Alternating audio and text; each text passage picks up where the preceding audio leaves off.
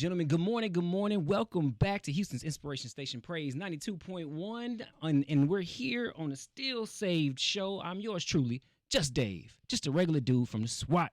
And we sit down with some of the coolest people who have some of the dopest and most influential stories of change and transformation. And today is unlike any other day, because I got my hero, the homie, the man, the myth, the legend, the one and only Woo. JQ is in the building. Man, what is going on, H-Town? My boy David in the building, man. It's an honor and to be in your presence, man, on this show. It's definitely going down. I'm feeling good, baby, on a Saturday. Man, feeling good, feeling great. You just came back from a pretty dope experience this week with my homie D-Rec from Rec Shop Records. Yeah, you was in a movie, dog. Yeah, you was in a movie and ain't tell no boy. You told him. You know what I'm saying? I didn't broadcast it like I needed to broadcast, man. You know, doing the radio thing and the DJ thing, I've mastered that.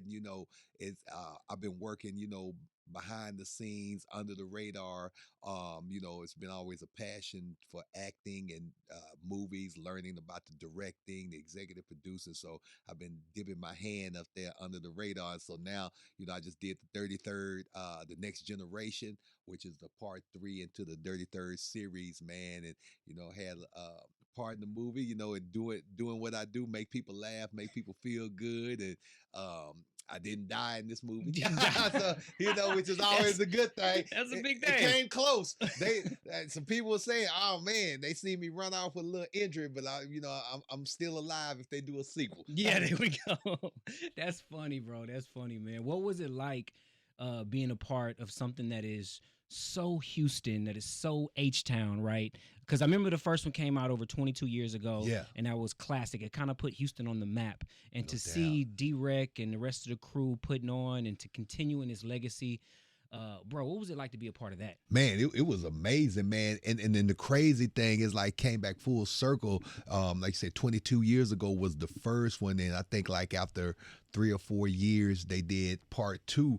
I was still in Bryan, a college DJ and doing radio at a small station. And I had a relationship with, had built a bond with D-Rec and Floyd and the whole Rec Shop family. And they had me come down to Houston and do a cameo in that movie, which was my first actual movie experience.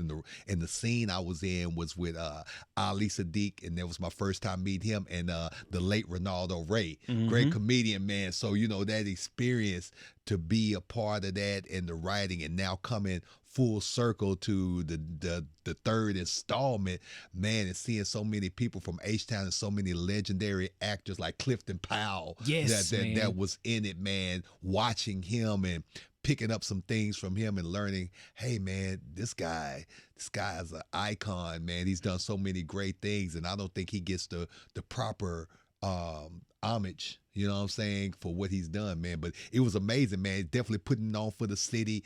Great actors, great artists, getting their first time to be in a movie like Propane, did a great, phenomenal job. D-Lo, it was phenomenal, man. Yeah, seeing H-Town put on, man. We the 4th largest city, man, and we need to be doing more movies and television here, man. No, absolutely, man. And I definitely foresee that coming. Ladies and gentlemen, I'm sitting down with my homie JQ. And yes, you are listening to Praise 92.1. I know you heard the voice and you probably thought, wait a minute, do I got I done got JQ in the church, baby. Yes. We is in here like swimwear. Yes, Lord. Yes, Lord. It's going down, man. But JQ is also one half of the afternoon drive on 97.9 The Box, one of the hottest shows in the city. Yes. It was a long journey to get there. I know it was. You also DJ for a new Houstonian. Let me see. Curtis Jackson. Yes. The one and only 50 Cent. Yes. What is that like, bro? Man, me and 50 been rocking, man. Like everybody, I always get the question, man, how did you get so cool with 50 Cent, man? And the short story is, since I moved to Houston, which was in 2004, and this around the time he had just come out, Get Rich or Die Trying, he came up to the station, met him for the first time. And with Fifth, he's the kind of person that feeds off energy. Yep. Kind of felt my energy. Fast forward, seen him out of town a couple of times, and we just hit it off. Like, we just have long talks, and then when we get to the last 8 years, he's had a lot of business ventures. He's had a lot of liquor brands and everything. And, when he got ready to, market it, he wanted me to be on board with him, sign with him. He said, hey, man, I trust you. You're loyal. And I want you to be one of the faces of my brands. I've done the Effin' Vodka with him. Now he has Branson Cognac and Le Chim de Wa Champagne, which is now the official spirits for the Astros, the Rockets, and the Texans. Come on, all three. He's like, I'm going for all three. We're doing big things, baby. Doing big things, man. Dude, you clearly are an icon here in the city. I know you probably wouldn't consider yourself that because you're somewhat of a modest dude. I feel like I'm still trying to get to it. I appreciate it. I can say that. Let me boost you up, bro. Let me boost you up, man. Okay. You're definitely a role model for myself, somebody in radio who I look up to, who I watch, I observe, I study. No pressure. Yeah. You know what I'm saying? Okay. But the road to this seat hasn't been easy. No. It hasn't been a straight road to success. There have been some curves. There's been some ups and some downs. Yes. Take me back, bro. Take me back to Bryan and what was it like getting here? Man, small time dude from Bryan College Station. That is my hometown right there, man. Everybody, if you're not familiar with Bryan College Station, when you hear Texas A&M University, you be like, oh, that's where it's at. Yeah, that's where it's at. Growing up, going to high school, college, DJing parties and everything, man. I just had a passion for music, and I just knew that I wanted to be one of the greatest in the game, you know what I'm saying? And I did radio there, learned from a couple of people that worked at here in Houston in radio, Lester Pace and Walter D, that mentored me, showed me everything about the game. But, going through it, it looks all gravy outside, you see the smiling JQ, you see the guy that turns up in the club, make you dance through music. But, the backstory is, man, mentally it was a struggle, dealing with hate, because I'm a guy that tries to like everybody. Yeah. I want to be liked by everybody. Finding out at a young age that that's not the case, that a lot of people are not going to like you. Mm-hmm. And you have to be cool with that. Yeah, and it's not always for a particular reason. No, it's not for some people don't like you, not because you took their girl, or maybe you cuter than them, or you play basketball better than they do, or you're envious of something. Yeah. Sometimes, bro, people just don't like you for no reason. Just for no reason. And man, I think that was the first thing of darkness that I felt.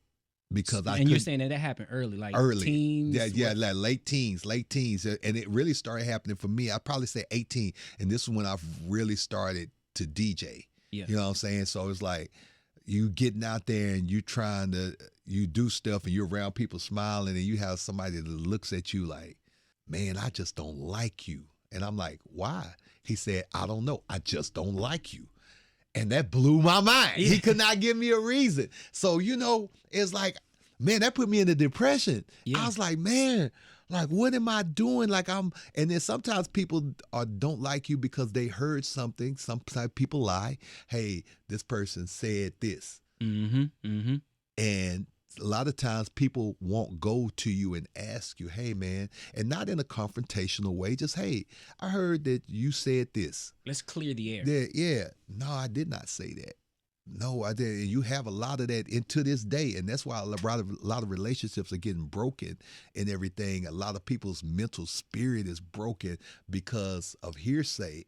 So you got the truth, and then you got fiction. A lot of stuff is fiction most of the time. And it's easy to kind of take it, at face value, and it's hard to sometimes actually go find the truth. Yeah. Because a lot of times the stuff that we're presented with doesn't contain all the facts. Yeah. Or sometimes it does, but it just doesn't have context. Yeah. You know what I'm saying? Yeah. And so it's very easy to misconstrue, and people can make assumptions and opinions based on like little snippets. Yep. Social media has like really been a proponent of that. Yep. People taking them click bites and stuff and throwing them out there, and people totally misunderstanding the whole person. Yes. The whole person. Yes. And I see a lot of myself in you, bro, because I have that people pleasing nature where I just want to make folks happy. Yeah. I want folks to like me. Yeah. Whether it's my family, my friends, and even people that don't know me, right? Like, I'm a pretty cool dude. At least I think I am. You know what I'm saying? Yeah. And so True. when we find out that people ain't feeling us, yeah, sometimes it could put you, and it's crazy Because you can have all these people in your circle, right? Yep. Wife, spouse, parents, kids, close friends that support you. Yep. And they're the ones whose opinions really matter. Yep. But you get this one person that don't know us. And that shatters your whole world. Why? And because it's human nature. Yeah. Because a lot of times, me coming up, I didn't have a person that had the tools to tell me, like, Jay, like, don't worry about that.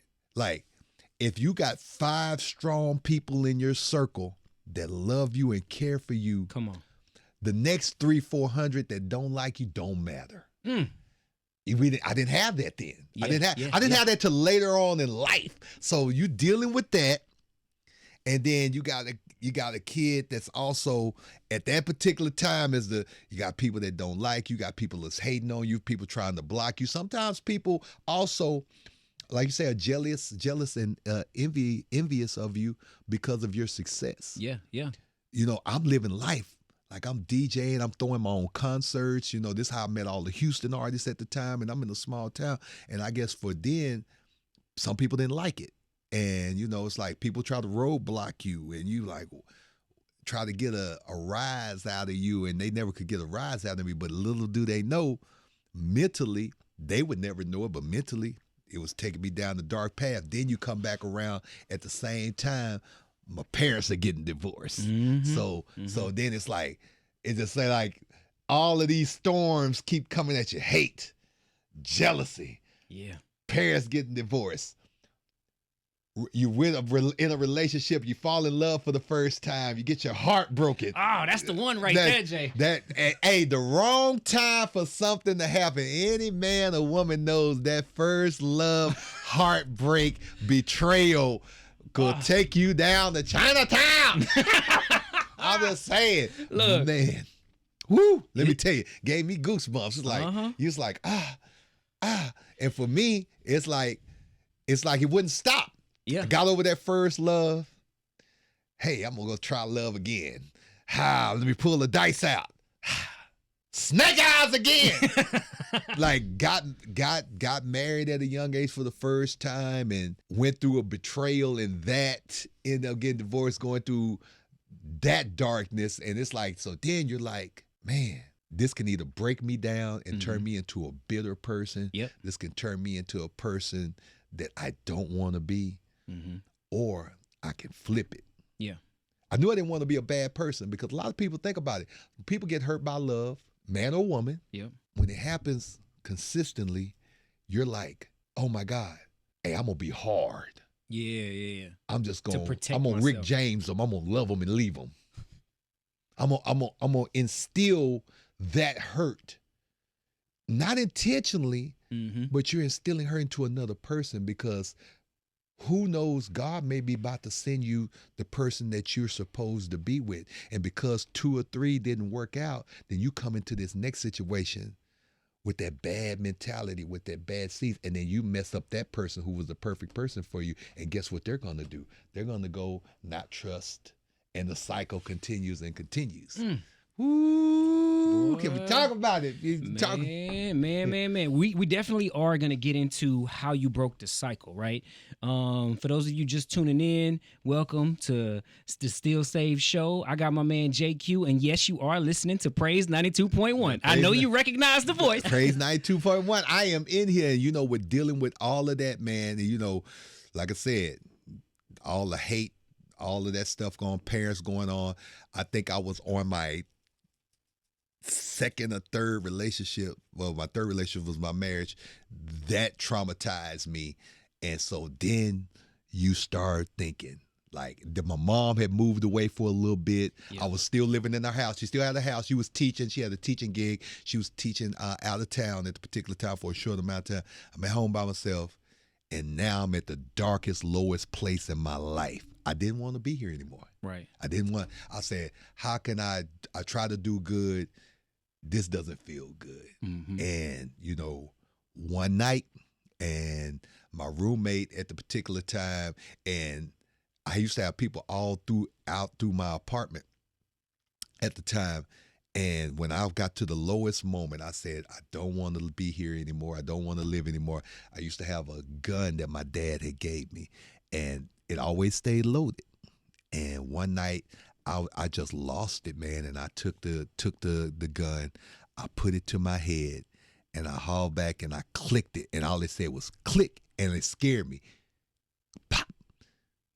And then I had two roommates. One of them walked in and they saw it. He ran and tackled me, and it's like, yo, what are you doing? And I was so scared because I couldn't believe I did it. Like I was crying. I was shaking and everything. And what had happened, these same people saw what I was going through. Yeah. Like God had to have put that message in them. They took the bullets out the gun and didn't know. Before that incident. For the incident. Wow. Like a couple of days before. Mind you, this gun stays low. It stays up under my bed. Never had to touch it. It was only for my dad said, protect yourself. Somebody runs up on you. Never shot it in my life. And they just say it was loaded. And I could tell you it was a 357 short barrel Magnum. 6 bullets. Gone. Done. So that freaked me out. So I wasn't eating. I passed out one day, and I just in the middle of the street, my head went down and fell and hit my head on a parked car, rushed to the hospital. That's when my mom found out. She came down. They was like, yo, what are you doing? You need to go to counseling. What are you, get your mind right. And you know what? Counseling wasn't working. None of this was working. None of this was working. Like, I was just sick. It was like the worst feeling in the world. And I remember one of my pastors gave me a couple of scriptures to read every day. To recite those scriptures. Recite that every day. Every time I start feeling it, just repeat it. Read it 10 times the first time, and every time you feel the low, read it. 2 days. It's like nothing ever happened. Wow. It was like all the hurt and pain vanished. It vanished. Like, while I felt better, did I still go through some stuff? Sure. Yeah, mental ups and downs, yes, but you're talking about a weight. It was, I was scared, like, oh my God. And when I went to church the next Sunday, I went in front of the congregation, and I just, I confessed what I tried to do to myself and let them know that God can change it. Come on. I didn't need no medicine. The doctor said, I'm going to give him prescription meds. I'm going to do this. I'm going to do that. And I took some stuff for a little bit, and I just didn't want to do it. God did it. Man. God did it. Come on. God did it. Like, man. Listen, I'm so thankful that he did, because you bring so much joy, so much happiness to so many throughout this city, and to the people that know you. You're definitely a blessing. Yeah. It's just a blessing to know you, bro. Oh, yeah. So appreciate that. I'm thankful that God, and you allowed God to have that transformative moment in your life, man. But, bro, did you notice signs prior to that day where you grabbed the gun? Did you ever notice, like, signs like, man, something's wrong? Like, Oh, yeah. I could just tell how I was feeling. It was just that feeling of just feeling low. I did some of the dumb stuff that everybody thought. I never was a drinker. I never was a person that used drugs or whatever. I think that was my first introduction of trying alcohol. Yeah. That was my first introduction of trying marijuana. Not knowing that if you're feeling, because I would see people say, hey, smoke a little weed, it'll make you feel good. Yeah. But if you're depressed, it makes you more depressed. Yeah, it enhances the thing that you're trying to get rid of. Man, and so they were like, nah, I can't do this. But yeah, those were signs. I was just walking around. When I would DJ, you could never tell nothing was wrong with me. And see, you know what? I'm glad you said that, bro, because you're such a dope DJ. As a DJ myself, I've had the chance to experience you live, and I've had a chance to see you in your hip hop element. I've had a chance to see you in your pop element, and you kill it every time, right? You bring this persona and this spirit to the room that makes people feel good, right? Yeah. And even when you're on the air, like we can't see you on the air, but when we listening to you ride in the car, we feel like we know you, right? Yeah. You got a connection with your audience, and you do so well at that. And your occupation, it requires you to be happy, to be joyful, to be the life of the party, right? It's almost like you got to turn it on, turn it off sometimes. Yep. Bro, how did that affect the depression? Man, it was like a struggle, because I felt like people depended on me for happiness. You know what I'm saying? It's like I never wanted to make somebody else feel sad because it's like if JQ's sad, my problems. It would be people around me to this day at this radio station I work in. Like some people would be going through hell, Yeah. and seeing me and making them laugh would make their day better. So for years, it's always been like that. Even when I was coming up, so I was programmed Mm-hmm. to always show face, smile all the time. I could be having the worst day in the world. You would never know it. It's like I'm smiling, I'm laughing, but then I get away. When I'm on the air, I'm doing this stuff. And then I go in my office and shut the door, and I'm sitting there with tears in my eye. You know what I'm saying? It's like, man, like nobody would see it. Like, and it got to the point. All right, man. Next time I see the door shut, I'm coming in. I'm coming in. Give me a key. You know what? I've gotten better. I've gotten better now where I have not shut that door unless I'm in a meeting. It takes training. Yeah. It takes training and you know, programming myself like that. And where it comes to a part where you realize it's a problem. Yeah. It's cool to show your emotions. And that's something that I had to learn. And I think for the most part, the story that I just told of me attempting to take my life, when I was on the morning show, Man Had a Morning Show, it was around the time where Floyd Mayweather's one of his friends had committed suicide. Yeah. And we were talking about it. And I remember that they were reading the story and people could not figure out like why this guy would do this and everything. And I kind of said, you know, mind you, I'm the funny guy on set, and I kind of say, man, you know, it's an impulse. You never think about who you're going to hurt, what it says in the Bible. All that goes out the window. It's the impulse. And then, so I remember Heather was like, yo, Jay, well, how do you know this? I said, because I almost did it. And then I told that entire story on the air. Everybody in the studio was crying. It's like that was the biggest therapy for me, because I opened up to the world that yes, JQ is happy, JQ smiles, JQ dances around, but JQ is human. And that was one of the best days in radio for me. That was one of the best days in my life because I helped so many people that day. And I didn't know it till I stepped out that studio. And I remember one time I went to a club and I had this bouncer.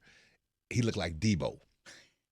All bouncers look like Debo. The real good bouncers look like Debo. And I walked in, I'm getting ready to head to the stage, and he grabs me and he daps me and he hugs me. And I'm like, what's going on? He said, hey, he was kind of weird. He said, hey, man, thank you. I said, what? He said, man, I heard your story on the radio. He said, that day, I was dealing with some stuff with my wife, and I wanted to kill myself. And I heard your testimony, and I said, man, if this guy can overcome it. And he said, I snapped out of it. And he said, I just want to thank you because you saved my life today. I mean, that day. And then I had parents that came to me, and it's like, I was in a car with my teenage boy, and he started crying, and he admitted that he didn't want to live anymore. And I went and got him help. Come on. I was like, whoa. So many people were coming to me and opening. It was almost like I was the counselor. People were coming to me and they were opening up about what they were going through. And then that's when I knew I had another purpose of being totally transparent, not only in radio, but in my real life. It's cool not to smile. So some days I will come in here and I'm quiet, and somebody will say, Jay, you all right? I say, yeah, but I'm having a day. I'm having a day. And that's okay. It's okay, man. Okay. And that is the problem that we have. A lot of people don't want to open. It's all right, and especially as men, we're taught to be strong. It's all right to open up and say that you need help. It's all right to say, hey, man, I need somebody to talk to. Yeah. You know what I'm saying? Yeah. It's like you have to do that. But, you know, going through that, like, changed my life until this day. You know, I'm a part of a lot of suicide prevention programs where I talk to kids, talk to adults. And then amazing when you hear stories about people that you're in the industry with that went through the same things that you went through, attempting to take their life, or just thought in their head that you don't want to be here. Yeah. And I always tell people, I said, the minute that you think that, it's time to ask somebody for help, because like I said, it's an impulse. Yeah. Yeah. Before you know it, you're like, I don't want to be here, but I wouldn't really try to do anything to myself. But the one time when you're at your lowest, you'll attempt it, and it'll be a spur of the moment thought, and the next thing you know, you made the biggest mistake of your life. Yeah, and you can't take it back. Nope. You can't take it back. You can't, and there's a lot of hurt that comes with that. Listen, man, this is the reason why we started the Still Save show, is because of stories like this. The Bible says that we overcome by the blood of the Lamb and the word of our testimony. Ooh. Yes, it is definitely necessary to have the blood of Jesus, and we're super grateful for his sacrifice, but it says, and the word of our testimony, just like the testimony you just shared. Yep.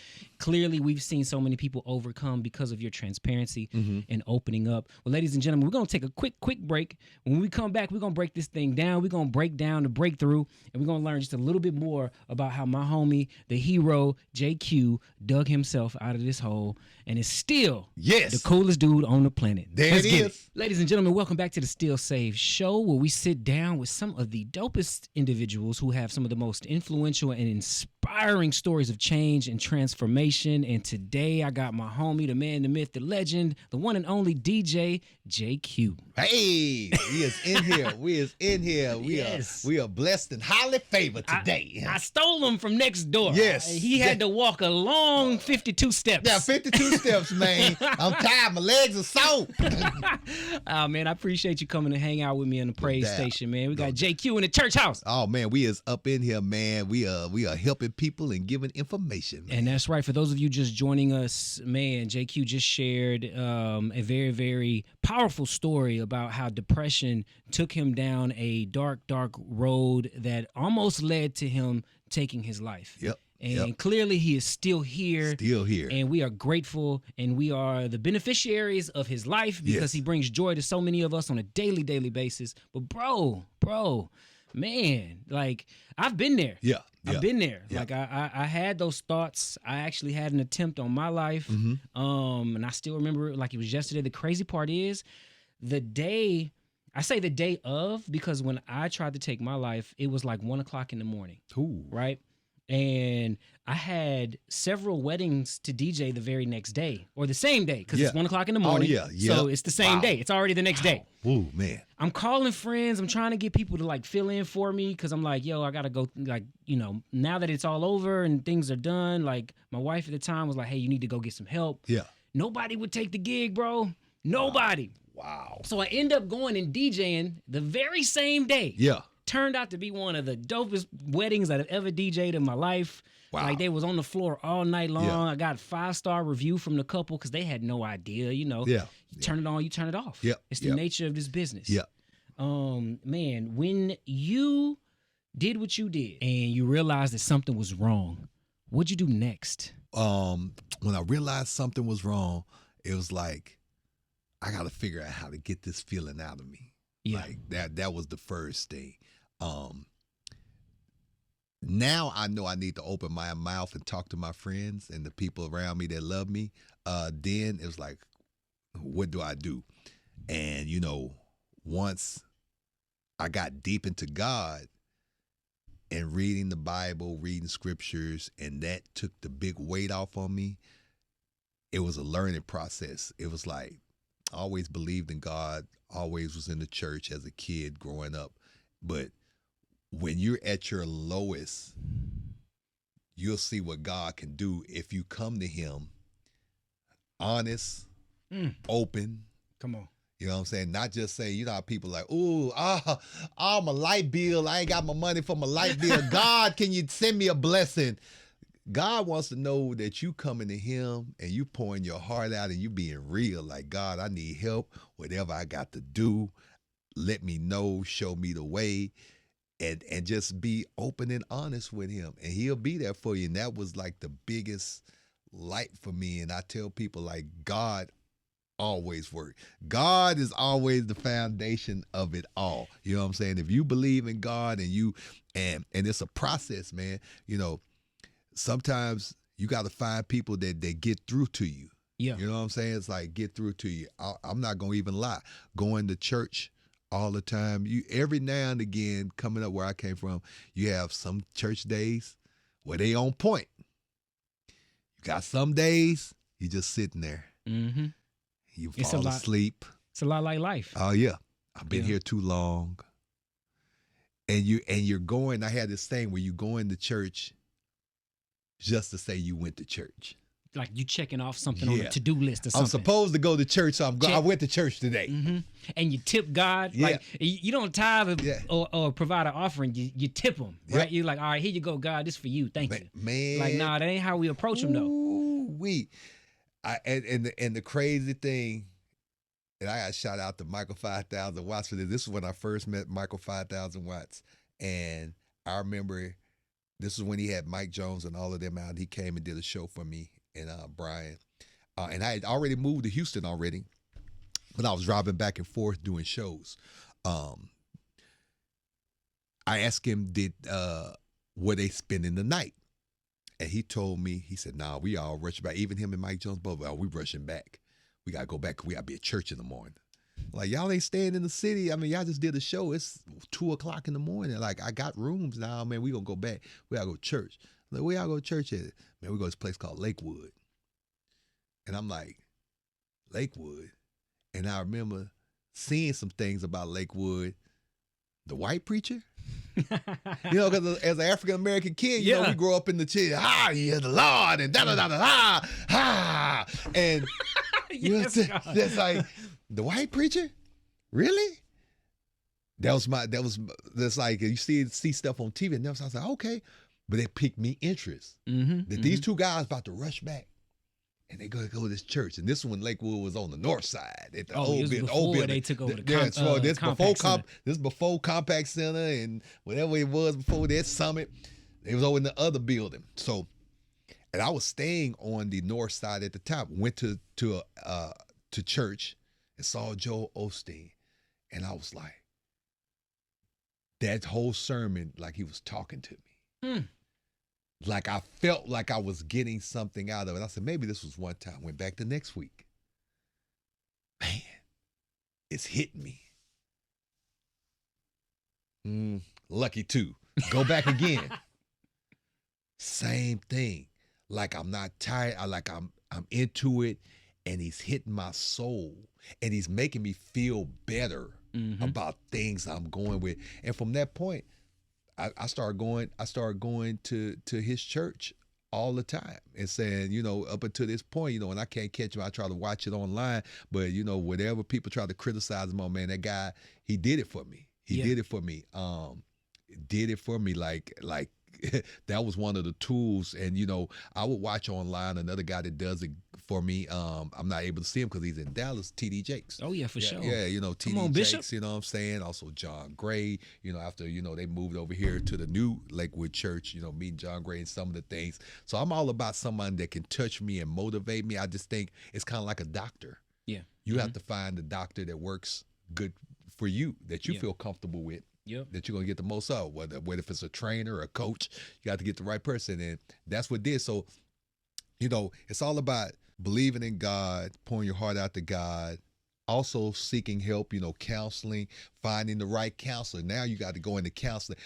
Sometimes you got to go. A lot of people don't realize that at your job, you know, they have programs where you can get a few of them for free. You know what I'm saying? Like the first 3 sessions for free.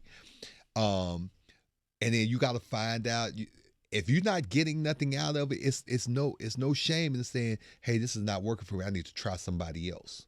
You know what I'm saying? You have to find the counselor that's able to dig deep into you, and you're able to be open and honest and talk to this person and really pour out your feelings to see what the problem is with that. And there's nothing wrong with getting counseling. Back when I was a kid coming up, if you went to get counseling, you was considered crazy. Yeah. You know what I'm saying? That's what my dad used to always say. We used to feel it too, man. You know, I grew up on the SWAT, Southwest Eggley, Texas. You know what I'm saying? So I was involved in that as well. You think that, oh, you're labeled crazy, right? Yeah. And we've done a good job over the past years, decade perhaps, of dismantling that myth. Yeah.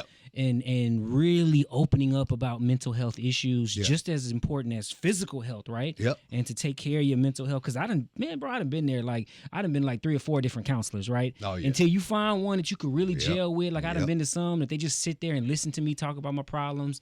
And I'm like, I could talk to anybody, right? Like, I need somebody to give me some tips, some advice, some things, some homework. Give me some homework, you know, so I can go home and work on this, right? Yeah. Speaking of that, right? Because like I said earlier, mental health can be compared is just as important as your physical health. Yes. And you're pretty in shape, dude. Yeah. You know, you go to the gym, Yep. you keep it right and tight. Yep. You know what I'm saying? Yep. How do you keep your mind right and tight? Man, I'm not gonna even lie. That's why I got so deep into working out. Working out calms me, where I can really think to myself and get my mental together. Like, so so me working out, and it may not be for everybody. Me going, I go to the gym every day, and if I miss it, I feel sick. You know what I'm saying? Yeah. But it helps my mental. It calms me down. It makes me happy, and it's all about happiness. You know what I'm saying? You got to find what makes you happy. And then that way you're able to deal better with your issues. So doing that, I'm able to go, and then I go work out, and I go sit in my car and I read. I read positive quotes. Some days I wake up and I'll be like, oh, I don't feel 100%. You're not going to be 100, but at least I got to be 90. Come on. So if I'm 85, I go online, find a TD thing, or I might Google something. Feeling down today about life. Quotes. And it'll pull up a bunch of quotes in that thing. I'm arguing with my wife today. She's making me Google. It's amazing what Google will pull up. It'll pull up a quote. I'll say, let me try this. Not feeling my wife today. I need help quotes. Come on. Hey, bro, we Google everything else. And it'll pull up some stuff. It'll pull up a whole bunch of quotes, and I'll read that, and I'll feel better. And I'm like, oh man, so it's going God, counseling, reading positive stuff, and then also keeping positivity around you in your circle. Right now I'm at a part of my life, if you're negative, you can't be around me. Yeah. You know, and I shut it down immediately. I don't like to hear negativity. I don't hear no gossip, you know, and that's part of the process of you being who you are. And once I started taking those tools and really living it, God changed my life around. I met my wife to be who changed, who added to me, that gets on me and be like, yo, you need to go to counseling. Yo, it's all right to cry. She was the first woman that ever told me it's all right to cry. I grew up with my father. You were weak if you cried. Yeah. You know, and I had shed some tears before. It wasn't manly or masculine. Yeah, you know it was like saying? every now and again I was crying, but now, you know, she would open me up and I was like, and I just let it out. Just let that, because that's a weight. It's like crying. You'll hear a lot of powerful men and women that's entertainers that say, man, it's all right to cry. It's all right to put your emotions out there on the table and realize it. Talk to the people that love you, man. Don't be ashamed. Sometimes I got to call my friends. Like one of my best friends is Rob G. I'll be feeling low. I call Rob. Hey, man, what's up, man? And I don't got to say, man, I'm going through it. Sometimes you just need to hear a voice and just talk about like, yeah, man, how you doing there? Yeah, it's a little low. Say some good things. And you're like, man, hey, you feel better when you hang the phone, and vice versa. People will call me and they may have they might not directly say what's going on with them, but they might be looking for a word to me, or, hey, man, this happened to me. And I give them a positive outtake on it. My thing is positive outtakes on everything, no matter how negative situation is. It's always a bright light at the end of the tunnel. Man, it's crazy, bro. Check this out. Because, you know, I know Rob. Rob is another one of my DJ heroes, right? Yeah. And he always tells a story about how Robert Baseman Washington was very instrumental in, I won't say mentoring, but just pouring into him. Like Rob wouldn't be at the church that he's at now had it not been for Baseman, right? Yep. And then now to hear you say how Rob G kind of pours into you. Yeah. And watch this. There have been many days where you've poured into me. Yeah. You see how this cycle just keeps going on? Yep. You know what I'm saying? It's like, but if you keep your mouth shut, you know what I'm saying? Like, let's just say, God forbid, Baseman never shared with Rob about the church, right? Yeah. And Rob never ended up going to church, getting, you know, all this other stuff that he attributes to going to church. Yeah. Never pours into you. Yeah. You never pour into me. Like, you see what I'm saying? Yeah. Like, but because you chose to break the cycle, man, it's amazing. Hey, man, you gotta break it, man. You gotta break it, man. And it's never too late. And you just gotta open your mouth, man. Somebody loves you. And when you think you ain't got nobody, you got somebody. Yeah. We tend to think, man, ain't got nobody. It's terrible. Well, if work is bad, find the positive in it. Mm-hmm. If your relationship is bad, hey man, get some help and turn that relationship back into thing. Because these tools not only help you with individual, it helps you grow together. Like if you're married, boyfriend, girlfriend, all of this. Because if you come in a situation depressed and messed up in the head, you're thinking that, okay, I'm gonna get with this person or I'm gonna get with this job and it's gonna change how I feel. If you're not feeling good on the inside, it's not. All Yeah. you're doing is adding weight onto that situation, and you're not gonna succeed. Bro, it's like pressure. You ever blown up a balloon too much?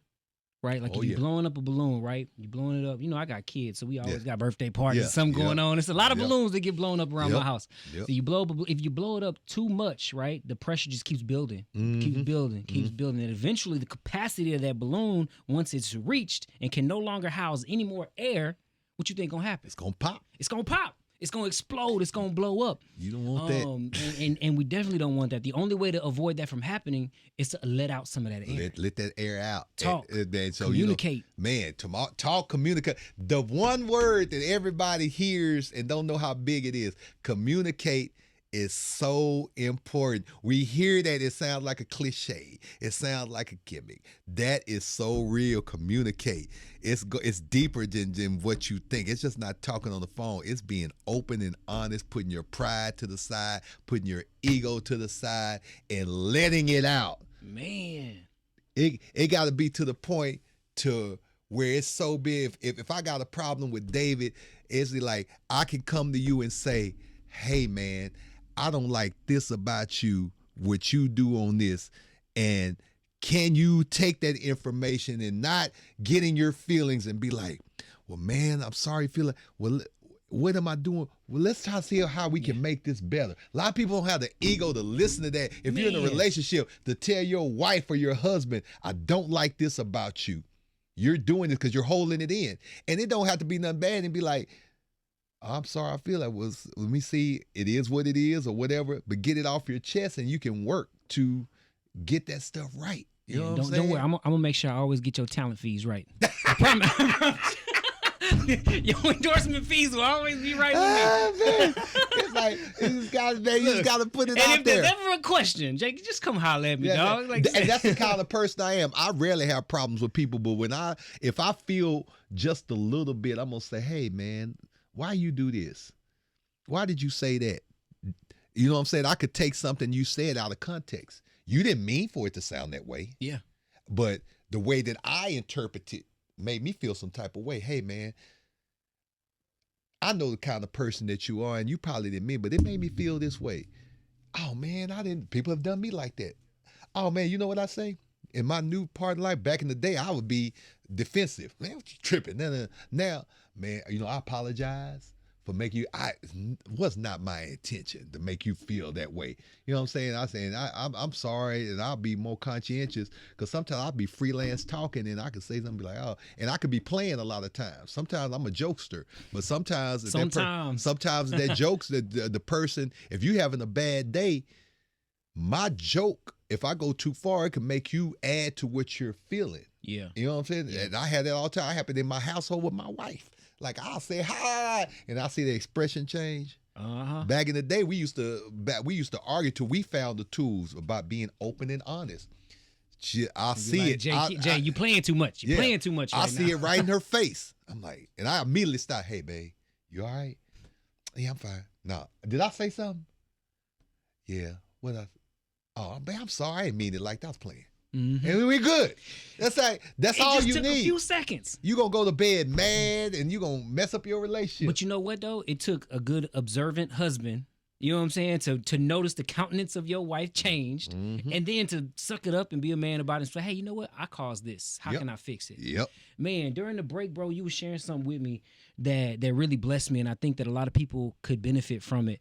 Because in our line of work, we're expected to turn it on and turn it off every day. It looks fun, and a lot of times it is. You know what I'm saying? I don't take it for granted a single second. Yep. But sometimes it can be hard, right? Do you ever get bored? Isn't the word that I'm looking for, but in the mundane and the monotony of doing the same things over and over again, do you ever feel like, man, like I don't really feel like DJing this or doing this, because like does that ever happen? And then how do you overcome that? All the time. Like even being in radio and DJing You know, that's always been my passion, DJing. But you know, sometimes stuff can get complacent, repetitive, and you're like, I'll have a party, and I have that one part because I'm a big perfectionist, and I could have a party, and if 100% wasn't rocking, it was only 75, which is still a good number. I'd be like, man, oh, that party, I'd be hard on myself. Man, I don't want to do this no more. And it's a movie. I'm a Rocky fan. Rocky 3. If you ever watched it, Rocky lost. He was the champion, lost to Mr. T. His once enemy, Apollo Creed, started training him. And he said, the reason you lost that match because you lost your edge. You didn't have that hunger in your eye that you had when we first fought. So in order to get that back, you got to go back to the beginning. That always stuck with me. So what I would always do when I feel that, I go home to my mom's house in Bryan, and I go into the garage where all my records are. And I'll just sit in the middle of the records, take my record player, and I would play and listen to music, and I'll look around from the beginning when I used to carry these speakers and these records around.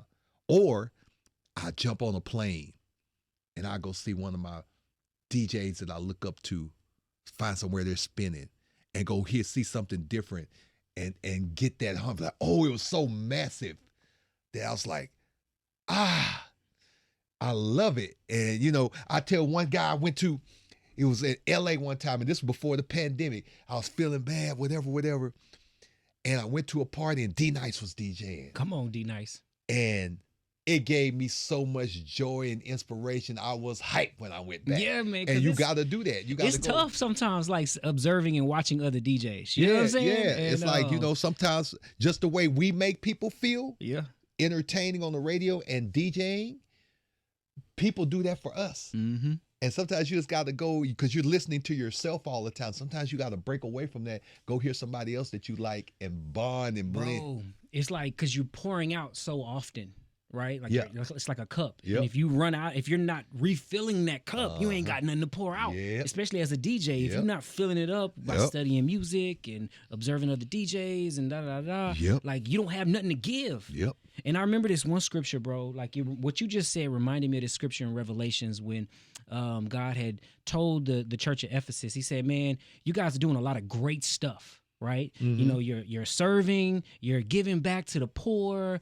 you worshiping, y'all having church. You know what I'm saying? You got a lot of good stuff going on." He said, "But I got this one thing against you, just this one thing." He said, "You forsaken your first love." You falling from your first love, which is me. Yep. Right? Yep. And I think about that a lot because even in our professions, right, we can forget our first love, which in your case was going back home and touching the vinyl. Yep. Right? That's how you know he a real DJ, y'all. Yeah. The crate carrier. Yep. Or in relationships, like sometimes our relationships get complacent. We don't woo and date our spouses like we did when we was first trying to get at them. Like you remember when we was first trying to get them, right? Yep. Dog, we was working hard. Yep. You know, we was going on all expensive kind of dates and dressing up, wearing cologne. Yep. And then all of a sudden we forget our first love now that we got them when we married and things can get complacent. Yeah. The same thing was happening to the church at Ephesus, bro. They was doing all this cool stuff for God. Yeah. But they forgot like why they fell in love with him in the first place. Yes. And I think, man, for a lot of us, I know for me, what I got out of that, bro, is to not forsake our first love. Nope. Terry tells us that all the time. She's like, a lot of times go back to what you were passionate about as kids. Yep. And a lot of times you can find hope in that. You can find some inspiration and motivation. All day. That's all you got to do is go back. And that goes back your first love, whatever that was. And then like you say about the relationships. Hey, man, you got to think. I had to go through that like, dang, you get so busy. Hey, man, you got to date your spouse. Come on. Hey, man. Hey, it's date night. We got date night minimum twice a week, if not 3 or 4. You know, it's date night. Hey, let's go, boom. And your spouse has to be your best friend. Because at the end of the day, when you fighting and argue, you never want to see yourself without your best friend. When you have that, you can do everything together. Like they'll see me and my wife at a lot of places, and they be like, "Man, your wife be pretty much everywhere." I say, "Because that's my best friend." Like, it's not like she's sitting there watching like, ooh, look at these people coming up there. She cheers me on and I dance and play with her like, that's my friend. It's like, whatever. That's my wife, that's my girlfriend, and that's my best friend. So we can do everything together. I love it. And I think that's what you got to do, man, because that's what God wants. Come on, man. Ooh. I know that's right. Oh, I know that's what I want. Man. That's what I want. Listen, ladies and gentlemen, Houston, you are now rocking with the Still Saved Show. I got my homie, my DJ hero, JQ, in the building. Oh, yeah. Yeah, man. He just broke down the breakthrough on some pretty powerful stuff. I'll say this, man, before we go, and I got two more things. Okay. All right? And I want you to help me out here. Okay. There's somebody listening right now, either themselves or they know somebody that is in a similar situation. What was one thing that you want them to know if they hear your voice right now? Hey, man, go to God. Be humble. Open arms. Like, really, go to him. Read. It's a lot of stuff out there, man, that'll get you through it. Second, talk to your friends that love you. Somebody love you. If you feel like you don't want to be here no more, somebody loves you. Talk to that person. It's okay to say, I don't want to be here. They're going to listen to you. Number 3, hey, man, you circle back to number 1. Go back there. Repeat, reuse, recycle. There it is. There it is right there. Hey, straight up, man, I definitely support that message. Yes. I done been there, done that, bought the T-shirt and took it back. Yes, indeed. Oh, man, bro, I really appreciate you kicking it with me, being humble and honest and transparent. Yes, just opening it up, dog. Hey, Like, man, it takes a real man. I appreciate you having me, man. I love this kind of stuff, man. Because we were given an instrument, man, to help people. You know what I'm saying? God used us, put us through things so we could tell a story to help someone else. You know what I'm saying? And that's what it's all about at the end of the day. Man, bro, you usually on the other side. Yeah. You usually on the other side. How's it feel? Hey, man, feel good, man, to be on the other side. Like, hey, I kind of like this right here. You know what I'm saying? On the interview side. Yeah, like, I'm like dog. the interviewee. Hey, what you doing all these movies and stuff, man? Hey, you better man. get comfortable. Hey, man, I'm ready for it, man. Get comfortable. Hey, God has been blessing me. Once I gave it all up to him and I walk in the lanes that he wants me to walk to, a lot of doors are opening and I never take it for granted. You know what I'm saying? Yeah. I'm not perfect. Do I still have dark days? Yes, but I immediately turn the light on it. Come on. Immediately. It Man. ain't going to last that long. Yeah. Hey, Yeah. It's darkness.